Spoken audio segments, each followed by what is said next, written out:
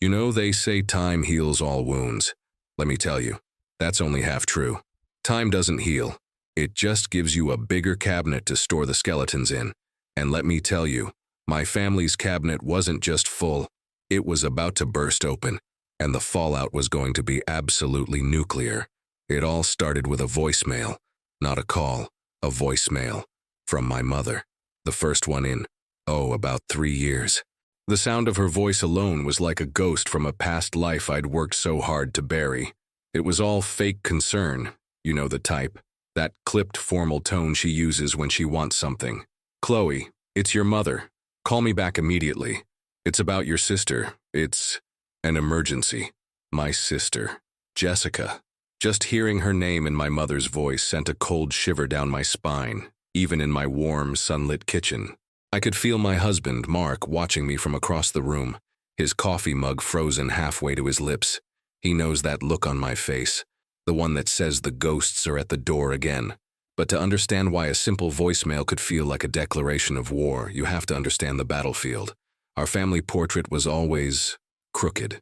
My father, Robert, was a good man, quiet, hard-working. He provided, but he lived in a world of numbers and spreadsheets, often oblivious to the emotional warfare happening right under his own roof. Then, there was my mother, Carol, the sun around which her perfect universe, my sister Jessica, revolved. And me? I was the asteroid that accidentally crashed the party. Jessica was the golden child, captain of the cheer squad, homecoming queen. Everything came easy to her. And I was not. I was the bookish one. A little awkward, more comfortable in the library than at a pep rally. And Jessica, she didn't just enjoy her spotlight. She made sure mine was always shut off. The bullying. God, it was relentless. It wasn't just the classic lunch money shakedown. It was sophisticated cruelty. She'd whisper lies to my few friends, turning them against me. She'd accidentally ruin projects I'd spent weeks on. And the worst part? The absolute betrayal that still stings? She'd join in with the other kids, my own sister, pointing, laughing, leading the chorus of whispers in the hallways. I'd come home with tears streaking my face, and my mother would just sigh. "Oh, Chloe, don't be so dramatic. Jessica would never do that. You're just too sensitive." That was the foundation of our relationship. Her, the cherished masterpiece. Me, the inconvenient smudge on the canvas. And that was before she stole the first boy I ever loved right out from under me. But that's a story for another time. The point is, that voicemail wasn't a call for help. It was the first move in a game I thought I'd quit years ago. And little did I know hitting callback wasn't just going to pull me back into the game. It was going to flip the entire board over and set it on fire. So I took a deep breath, and I made the call. And just like that, I was pulled right back into the toxic orbit of my family. My mother's voice was a masterclass in manipulation. "No, how are you, Chloe? No, it's good to hear your voice." It was straight to the point. Jessica's kidneys were failing, faster than they'd anticipated. She was on the list, but time wasn't on her side. And then came the ask. It wasn't even a question, really. It was a presumption wrapped in a guilt trip. "We need you to get tested. Your family. You're her best chance." I could feel the walls of my peaceful, present-life kitchen starting to close in. The smell of Mark's coffee suddenly seemed miles away. All I could hear was that old, familiar script. I tried to be diplomatic. I really did. "Mom, Jessica and we don't have that kind of relationship, you know that. But diplomacy is a language she doesn't speak." Her response was immediate, sharp. "This isn't about your little squabbles, Chloe. This is about your sister's life. Are you really that selfish?" Selfish. That word. It's her favorite weapon. It's designed to short-circuit your own logic and make you doubt your very right to have boundaries. But I held my ground. I told her I needed to think about it. I hung up the phone feeling like I'd just run a marathon, my hands actually trembling. But my mother is a general, and she never fights a war on just one front. The next day, my father called. His voice was different, strained, tired, heavy with a sadness I hadn't heard before. "Kiddo," he said, and that old term of endearment almost broke me. "Please, just get tested. For me, I can't lose her. And if you're a match and you don't, you'll never forgive yourself." He was putting the entire weight of his grief and my future guilt on my shoulders. It was a different kind of pressure, but somehow even heavier. Then, the ultimate reinforcements arrived. My grandparents, my dad's parents, Nana and Pops. These are my people, the ones who sent me care packages in college, who always made me feel seen when my own parents made me feel invisible. Their argument was the most cunning of all. It sounded so reasonable. "Sweetheart," Nana said, her voice gentle but firm. "There's no harm in just getting tested. It's just a blood draw. If you're not a match, then it's out of your hands. The problem solves itself. But if you are, then you can take all the time you need to decide what you want to do. No one can force you to go through with surgery." It sounded so logical, so simple. Just a little test. But sitting in my quiet house, with the ghosts of every cruel joke, every stolen boyfriend, every dismissive comment from my mother swirling around me, it felt like anything but simple. It felt like the first step onto a slippery slope that ended with me on an operating table, giving a part of myself to someone who'd spent a lifetime taking pieces of me without asking. The pressure was building from all sides, a siege on my conscience, and I was starting to feel the walls crack. I finally caved, not for my mother's hysterics, not even really for my father's quiet despair. I did it for Nana and Pops. I did it so I could look my grandparents in the eye and say, "I tried. I did what you asked. I'm not a match." I convinced myself that was the most likely outcome. I'd get the test, get a piece of paper that said no, and I could finally be done with it all. I could mourn the sister I never had in peace and move on with my life, my conscience clear. The day of the blood draw was bleak. The sky was this monotonous, flat gray, like God himself couldn't be bothered to add any color to the day. The clinic was cold, sterile, the air smelling of antiseptic and anxiety. I remember the phlebotomist's hands were warm, a stark contrast to the cold dread snaking up my spine. As the vial filled with dark red, I had this bizarre fleeting thought. This is it. This is what they all want, a pint of my blood to solve their problems. Then the waiting, the longest 2 weeks of my life. Every time my phone buzzed, my heart would slam against my ribs. I was jumping at shadows, living in a state of suspended animation, waiting for a verdict I was sure would set me free. When the call finally came, I was in the middle of folding laundry, a mundane task for a moment that would split my life into a before and after. It was a polite clinical voice from the transplant coordinator. She asked if I was in a private place to discuss the results. My mouth went dry. I sat on the edge of my bed, a crumpled t-shirt in my hands. She started with the first result. "I'm sorry, Chloe, but you are not a compatible match for your sister." A wave of pure, unadulterated relief washed over me so powerfully, I almost dropped the phone. It was over. I was free. I started to thank her, my voice already light with the weight being lifted. But she wasn't done. "However," she said, and that single word hung in the air, heavy and ominous. "There's another anomaly in your results that we need to discuss." My relief instantly curdled into confusion. Anomaly, what did that mean? She chose her words carefully, diplomatically. "The genetic screening showed, well, it's highly irregular.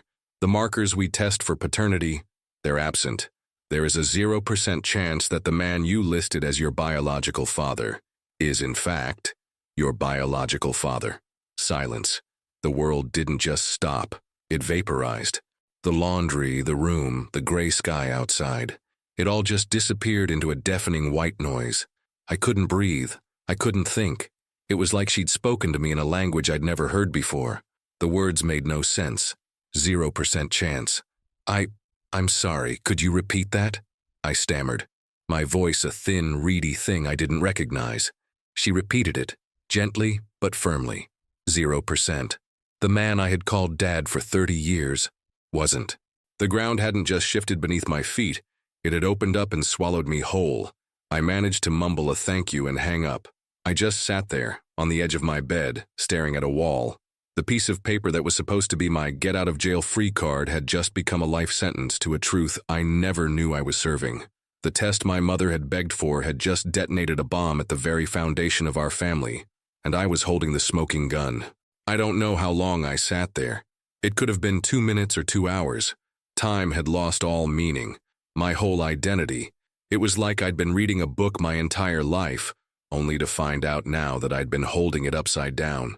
Every memory, every Christmas morning, every time my dad, no, Robert, taught me to ride a bike or helped me with my homework. Was it all seen through a distorted lens now? Was any of it real? The first thing I did, and I'm not proud of this, was I called my dad, Robert. I needed to hear his voice. I needed the anchor of the man I thought was my father. His phone rang, and when his voicemail picked up that familiar, steady greeting, I broke. I couldn't leave a message. What was I supposed to say? "Hey, Dad, just found out you're not my dad. Call me back?" I hung up feeling more alone than I ever had in my entire life. But the silence was suffocating. The truth was a screaming thing in my head, and it needed somewhere to go. So I did the only thing I could think of. I called the architect of this entire nightmare. I called my mother. She answered on the second ring, her voice tight with impatience. "Well, what did they say? Are you a match?" I couldn't even form a proper sentence. The words tumbled out cold and sharp. "I'm not a match, but that's not why I'm calling." I could hear her sharp intake of breath on the other end. A pause, a flicker of fear. "What? What is it?" "The test, Mom. The test you begged me to take. It came back with other information." My voice was shaking, but it wasn't from sadness anymore. It was from a rage so deep and cold it was freezing me from the inside out. Care to explain to me why the results say it's a genetic impossibility for Robert to be my father? The silence on the other end was absolute. It wasn't a confused silence. It was a guilty one, a caught-in-the-headlights, deer-like freeze. And in that silence, I knew it was true. She'd known. When she finally spoke, her voice was a full octave higher, strained and desperate. That's ridiculous, Chloe. Those tests are wrong all the time. It's a mistake. You can't believe everything you read on a piece of paper. A mistake? I spat the word out. A 0% chance is not a mistake, Mother. It's a verdict. Who is he? Who is my real father? Her tone shifted then from defensive to pleading, to something ugly and demanding. You need to stop this right now. You need to forget you ever saw that. For the sake of this family, for your father, don't you dare call him that, I snapped, my composure finally shattering. You don't get to use him as a shield. Not after what you've done. You lied to him. You lied to me for 30 years. My whole life is a lie you built. She started crying then, but they were the angry, frustrated tears of someone who's been discovered, not the remorseful tears of someone who's sorry. You have no idea what you're doing. You're going to destroy everything. Just throw the results away and never speak of this again. Throw it away? Never speak of it again. The audacity was so astronomical, so utterly divorced from reality, that I actually let out a hollow, broken laugh. You pushed me into this, I whispered, the cold fury crystallizing into something solid and determined. You were so desperate to get what you wanted for Jessica that you didn't care what you unearthed to get it. Well, you got your answer, and now I'm going to get mine. I hung up on her. I didn't slam the phone down. I just ended the call with a quiet, final click. The battle lines weren't just drawn. The first shot had been fired, and she was right about one thing. Everything was about to be destroyed. I didn't have to wait long for the fallout. The bomb had been detonated, and the shock waves moved fast. My phone started blowing up. First, it was my Nana. Her voice wasn't gentle anymore. It was shaking with a raw, furious grief I'd never heard from her. "Chloe, honey, is it true, what your mother just told us?" She called us, sobbing, saying you're accusing her of God knows what. I took a deep breath. "Nana, it's not an accusation. I have the official medical report from the transplant center. It states in clinical terms that Robert cannot be my biological father." I asked her for the truth. She told me to forget it and throw the papers away. The sound my grandmother made was halfway between a gasp and a sob. Oh, dear Lord. Robert. Poor Robert. He's on his way over there now. Carol. That foolish, foolish woman. The line went dead. The cavalry had been mobilized, and it was heading straight for my mother. The next call was from a number I didn't recognize. It was my aunt, my mother's sister. Word was spreading through the family tree like wildfire. She was stammering, asking me if I was okay, offering half-hearted platitudes. It was surreal. These people, who had been silent spectators to a lifetime of favoritism, were suddenly reaching out, their voices dripping with a sympathy that felt 20 years too late. It was nice, I suppose, but it rang hollow. Where was this concern when I was the one being bullied and overlooked? But the main event was happening at my parents' house. I wasn't there, but my grandfather called me later that night, his voice ancient and weary. He gave me the play-by-play. My dad, Robert, had gone home and confronted my mother. He'd apparently been calm at first, just showing her the text I'd finally mustered the courage to send him, a photo of the damning lab results. He'd asked her just once for the truth. She'd crumbled. The walls of denial she'd built over decades collapsed in an instant under the weight of that single piece of paper. She didn't even try to maintain the lie. According to Pops, she just started screaming, a chaotic torrent of excuses and tears, blaming stress, blaming a rough patch in their marriage all those years ago, blaming everything and everyone but herself. Robert, the man of numbers and logic, had simply shut down. He didn't yell. He didn't scream. He just looked at the woman he'd built his life with, and in a voice so quiet it was terrifying, he asked her to pack a bag. He told her she needed to leave, that he couldn't look at her. The foundation of his entire life had been revealed to be rotten, and the house was collapsing in on itself. My mother, the great general, had been defeated by her own strategy. In her desperate campaign to save her golden child, she'd accidentally launched a tactical nuke on her own command center. She was now homeless. Her husband wanted nothing to do with her, and her parents-in-law, the pillars of our family, viewed her with pure, unadulterated hatred. The poetic justice was so stark it was almost blinding. She'd spent a lifetime telling me I was less important, that my feelings didn't matter, and now she had nothing, and it was all her own doing. In the middle of all this nuclear fallout, amidst the rubble of my parents' marriage and my own shattered identity, there was still a dying woman in a hospital bed. Jessica, my sister, the original catalyst for all of this chaos. It felt bizarre, almost wrong, that her life or death struggle was now a subplot in the grand drama of my mother's implosion. A weird sense of obligation, or maybe just a need for my own closure, pulled me toward that hospital. I had to see her. Not as my bully, not as my rival, but as a person caught in the same toxic web, just on the favored side. The smell of antiseptic hit me like a wall, a stark contrast to the emotional mess waiting in the room. She was so small. The vibrant, vicious girl who could command a room with a cruel smirk was gone, replaced by a pale, tired woman hooked up to a symphony of beeping machines. She was asleep when I walked in. For a few minutes, I just stood there watching the slow, labored rise and fall of her chest. All my anger, my decades of resentment. It felt too heavy to carry into that room. Her eyes fluttered open. She saw me, and for a second, there was just confusion. Then a deep, profound sadness. "Chloe," she whispered, her voice raspy. "You heard." "I heard," I said, my own voice quiet. I expected a jab, a sarcastic comment, the old Jessica, but it didn't come. Instead, she did the one thing I never, ever expected. She apologized. I'm so sorry. For everything. School. Michael. She said my ex's name, and for the first time, it didn't feel like a knife twist. It just felt sad. I was jealous. Mom always pitted us against each other, and I leaned into it. I liked winning. It was stupid and cruel. I'm sorry. She looked as shell-shocked as I felt. The news about our mom, the affair, it had vaporized her reality too. The golden child's pedestal had been revealed to be made of rotted wood. We talked for a little while. It was awkward, stilted, but for the first time in our lives it was honest. There was no audience, no one to perform for, just two battered women in the wreckage of their family. She even gave a weak laugh. Of all the stupid things for Mom to do, pushing for that test. We actually agreed on something. The irony was so thick you could taste it.